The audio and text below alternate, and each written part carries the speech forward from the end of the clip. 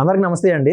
144 సంవత్సరాలకి ఒక్కసారి అత్యంత పవిత్రంగా ప్రపంచం అంతా చూసే మహాకుంభమేళ అంటూ వచ్చేసింది. డే 1 మొదలు ముందు 3 కోట్ల మంది వెళ్ళినారు, తర్వాత 4 కోట్ల మంది, 8 కోట్ల మంది, 40 కోట్ల మంది కూడా ఒకే రోజు మహాకుంభమేళకు పోయి ఆ యొక్క పవిత్ర స్నానాలు చేయడం అంటూ జరిగింది. ఇదంతా తరచూ జరుగుతూ ఉండేది అన్నట్టు మన పేపర్లో చూస్తా ఉన్నాం. కానీ ఈ యొక్క విషయం ఈ రోజు మనం చెప్పుకోవడానికి కారణం ఏంటంటే, మన రాష్ట్రానికి మనకు కర్మ పట్టినటువంటి రోజారెడ్డి గురించి చెప్పుకోవాల్సి వస్తుంది.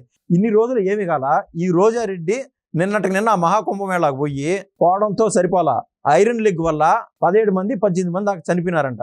అసలు దీనిపైన విశ్లేషించడానికి మనతో షణ్ముఖ్ గారు అయితే ఉన్నారు. నమస్తే అండి. నమస్తే అండి సార్, రీసెంట్ గా తిరుమలలో ఒక ఘటన అంటూ జరిగింది. ఆ రోజున జరిగిందే చాలనైనా ఎక్కడైతే శవాలు ఉన్నాయో రాబందులు మాదిరిగా పడిపోయి ఈవెన్ ఐసీయూలోకి పోయి 200 మంది తొండొప్తండాలకు దూరిపోయి ఆ యొక్క సెలైన్ బాటిల్ పక్కకు పెరికేయడము, ఆ ఫోటోలో పడ్డానికి వాళ్ళ యొక్క చూపించిన ఉత్సాహత, జగన్మోహన్ రెడ్డి పక్కన రోజా గారు మాట్లాడుతూనే ఉండడానికి ప్రయత్నం చేయడము, అంటే పేషెంట్లు ఉన్నారా ఎవరున్నారనేది చూడాలి, వాళ్ళ స్వభావం ఆ విధంగా ఉంది. ఇదంతా పక్కన పెట్టేస్తే రోజాకి ఎప్పటి నుంచో కూడా ఐరన్ లెగ్ అనే పేరు ఉన్నది. ఈవిడ నిన్న మహాకుంభమేళకు వెళ్ళడం జరిగింది. అక్కడ ఉన్న పళ్ళంగా 17-18 మంది చనిపోయినారంట. దీన్ని ఏ విధంగా చూస్తారు సార్? ముందుగా రోజారెడ్డి గారి గురించి మాట్లాడడం అనేది చాలా బాధాకరం అండి. ఎందుకు నేను ఈ మాట అంటున్నానంటే, ఒక మహిళ, మహిళా సమాజానికి ఆమె గురించి మాట్లాడాలంటే మనకు సిగ్గుచేటో, మళ్ళీ మహిళా సమాజానికి సిగ్గుచేటో మనం భావించాల్సి ఉంటుంది. అందుకని నేను బాధాకరం అన్నా. మరి నేను ఎందుకు అంటున్నానంటే, ఇదే తిరుమలలో ఇప్పుడు ఇక్కడ మహాకుంభమేళా గురించి దానికన్నా మాట్లాడడం కన్నా ముందు తిరుమలలో జరిగిన దాని గురించి మాట్లాడాలి. తిరుమలలో తొక్కిసలాట జరిగి కొంతమంది చనిపోవడం జరిగింది దురదృష్టవశాత్తు. ఇది అందరికీ శోచనీయమైనటువంటి అంశం, బాధాకరమైనటువంటి అంశం. మరి అక్కడ కూడా మన రోజారెడ్డి గారు ముందు రోజు దర్శనానికి వెళ్ళి, అంటే ఆ రోజే దర్శనానికి వెళ్ళి, తొక్కిసలాట జరిగిన రోజు ఈమె కూడా ఉన్నారని చెప్పేసి సమాచారం, అది అందరికీ తెలుసు. మరి జరిగిన తర్వాత కూడా మీరు ఇందాక చెప్పినట్లు తిరుమలలో ఐసీయూలో జరిగినటువంటి సంఘటనలు అయితేనేమి, వాళ్ళు దాన్ని రాజకీయంగా ఎలా వాడుకోవాలి అని చెప్పేసి అనేటువంటి చేసేటువంటి ప్రక్రియ, ప్రాసెస్ ఏదైతే ఉందో ప్రజలకు చూపించాలి.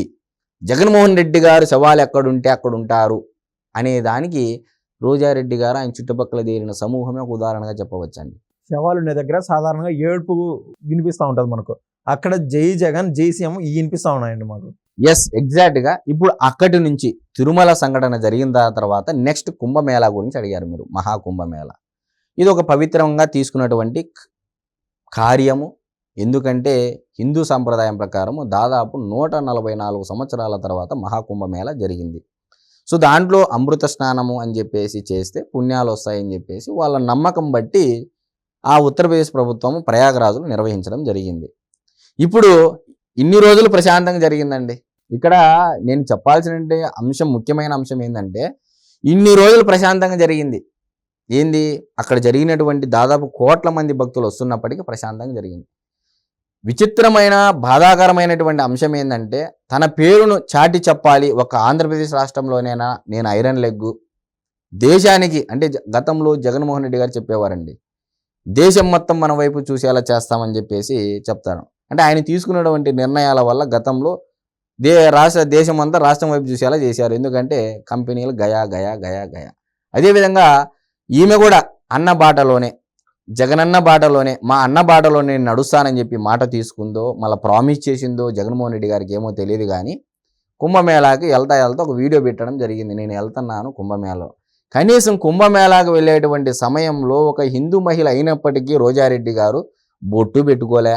కనీసము ఒక హిందూ మహిళ ఎలా ఉండాలి, సంప్రదాయము, కట్టుబాట్లు, వస్త్రధారణ ఏ విధంగా ఉండాలనేది కూడా ఇంకిత జ్ఞానము లేకోకుండా ఆమె వీడియో పెట్టడం జరిగింది. ఆమె మళ్ళీ ఒక ఎమ్మెల్యే, మాజీ శాసనసభ్యురాలు, మాజీ మంత్రి అయినప్పటికీ కనీసం ఇది తెలియకోకుండా ఇలా ఉండి వీడియో పెట్టాలి, మనం కూడా నలుగురికి చెప్పాలి, అంటే ఒక ఇన్స్పిరేషన్గా ఉండాలి అనే భావన కూడా లేకోకుండా వీడియో పెట్టడం జరిగింది. ఈమె వెళ్ళడం ఆలస్యం లేదు. అక్కడ తొక్కిసలాట జరిగి దాదాపు 17 నుంచి 19 మంది మృతి అని చెప్పేసి రావడం జరిగింది. మరి ఇక్కడ నేను స్పష్టంగా చెప్పాల్సినటువంటి అంశం ఏంటంటే, నిజంగా రోజారెడ్డి గారు వెళ్ళినందుకే ఇది జరిగిందా అని నేను చెప్తే కొంతమంది ఏమయ్యా నీకేమన్నా బుద్ధి జ్ఞానం ఉందని నన్ను అడిగే వాళ్ళు ఉన్నారు. మరి ఇన్ని రోజులు సక్రమంగా జరిగినటువంటి మహాకుంభమేళాలో ఎటువంటి ప్రాణాపాయం లేనటువంటి ఆ పరిస్థితులు ఈ రోజు ఎందుకు జరిగిందనేది మా ఎలాంటి యొక్క అనుమానితుల ఆవేదన. ఈమె వెళ్ళినందుకు యమధర్మరాజు అడుగు పెట్టాడా, ఈమె ఎక్కడుంటే నేను అక్కడికి వస్తానని చెప్పేసి? మరి ఏం చెప్పాలి ఈరోజు? అమ్మ, దయచేసి ఆంధ్రప్రదేశ్ రాష్ట్ర పరువు, ముఖ్యంగా రెడ్డి సామాజిక వర్గానికి చెందినటువంటి నువ్వు రెడ్ల పరువు తీయమాక.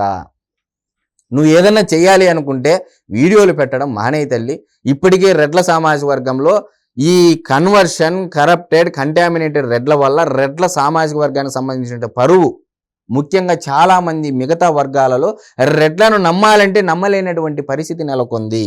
అది రాజకీయ పరంగా అయినా కానీ, ఒక సమస్యలు ఆ ఇంటికి వెళితే, ఇంతకుముందు గతంలో రెడ్ల దగ్గరికి వెళ్ళాలి అంటే రెడ్డి సామాజిక వర్గం సంబంధించి అంటే సమస్య వస్తే రెడ్ల గడప తొక్కాలని చెప్పేసి ఒక సామెత ఉందండి. మా రెడ్డి ఉన్నాడు అని అడిగి వెళ్తారు అనేవాళ్ళు. ఇప్పుడు ఆ పరిస్థితి ఉందా అండి? ఏ పల్లెలో అయినా ఓయమ్మ ఆయన దగ్గరికి పోతే మన దగ్గరే పిండేస్తారా డబ్బులు, ఆట ఇట ముడి పెట్టేసి మన దగ్గరే డబ్బులు లాగల్లని చూస్తారు అనే కాడికి వచ్చిందా లేదండి?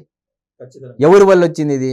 చాలా మంది రెడ్లు మంచోళ్ళు ఉన్నారు, 100కి 90% మంచోళ్ళే ఉన్నారు. 10% కన్వర్షన్, కరప్షన్, కంటామినేటెడ్ రెడ్ల వల్ల. ఇప్పుడు మీలాంటి మహిళల్లో ఇప్పుడు మొగోళ్ళలైనా రెడ్లు చెడగొట్టేది రెడ్డ పరువు, ఆడోళ్ళలో నేను చెడగొడతా అని చెప్పి నువ్వు ముందుకు వస్తున్నావు. దయచేసి నువ్వు వీడియోలు పెట్టమాక తల్లి. ఎక్కడన్నా పోయినా కూడా ఇది నేను మీడియా ముఖంగా మీకు వినయ విధేయపూర్వకంగా రిక్వెస్ట్ చేసుకుంటా ఉన్నాను. మరి ఇది ఎంతవరకు సమంజసం? ఇప్పటికే రెడ్ల పరువు పోయిందో అని చెప్పేసి ఆ రెడ్డి జాతీయ సంఘం అధ్యక్షుడు కరుణాకర్ రెడ్డి గారు లబ మొత్తుకుంటున్నారు మీడియా ముందు. మా రెడ్ల పరువు తీసినారు ఈ జగన్మోహన్ రెడ్డి, ఆ మొత్తం ఆయన పక్కన చేరిన మిగతా రెడ్లంతా ఈ కన్వర్షన్ అయిన వాళ్ళు, అంటే ఒక మతం నుంచి ఇంకో మతానికి కన్వర్షన్ అయిన వాళ్ళ హడావిడి ఎక్కువైపోయి మా సామాజిక వర్గంలో ఇప్పటికే అంతా నాశనం చేసేసినారని చెప్పేసి ఆయన నిన్న కూడా ఒక ఇంటర్వ్యూలో చెప్పడం జరిగింది కరుణాకర్ రెడ్డి గారు. మరి ఇప్పుడు ఈ పొద్దు ఏంది? మహిళల్లో ఉన్నటువంటి పేరు నువ్వు జడగొడతావంటివి, ఒకవైపు ఏమో మీ అన్నేమో రెడ్ల పరువు గంగలో కలిపేస్తా ఉండే. ఏమని సమాధానం చెప్తారు? కాబట్టి దయ ఉంచి నేను చెప్పేది ఏమనగా, నేను ఒక వినయ విధేయకంగా చెప్తున్నాను. ఎందుకంటే మీరు మాజీ శాసనసభ్యులు, ఒక మాజీ మంత్రి.